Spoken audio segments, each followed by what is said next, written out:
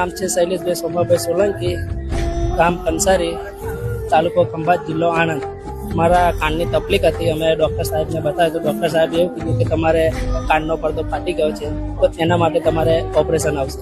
તો ઓપરેશનનો અમને ડૉક્ટર સાહેબને પૂછ્યું કે કેટલો ખર્ચો થશે, તો કે અંદાજે 40,000 થી 50,000 રૂપિયા તમારે ખર્ચો થશે. તો અમે કીધું કે સારું. પછી ત્યાંથી અમારા બેન ચંદ્રિકાબેન કરાય, એમને ત્યાંથી માતાને અરજી કરી કે મારા ભાઈને જો ઓપરેશનનો ખર્ચો નહીં આવે તો અમે ટૂંકા મેડીએ જઈ અને પગે લાગીશું, માનતા પૂરી કરીશું.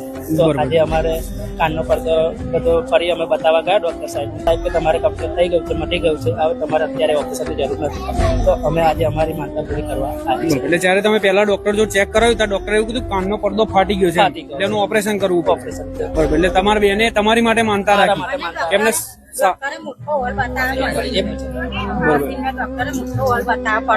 તમે જોયું હોલ મોટું હતું, અંદર કાનું મોટું દઈને પડી ગયું. ત્યાં મશીનમાં ડોક્ટરે બતાવ્યું હતું મોટું કાનું પડી ગયું. ડોક્ટરે મને જાતે બતાવ્યું તો હું ગભરાઈ ગઈ. મેં ભાઈ ને આટલું બધું મોટું નુકસાન, માતાને કીધું મટાડ દો, તમે હું જરૂર પગે લગાડવા આવીશ. બરોબર. તો તમે એવી એમની માટે પ્રાર્થના કરી કે એમને કોઈ ઓપરેશન ના કરાવવું પડ્યું. પછી તમે ક્યારે બતાવવા ગયા ડોક્ટરને?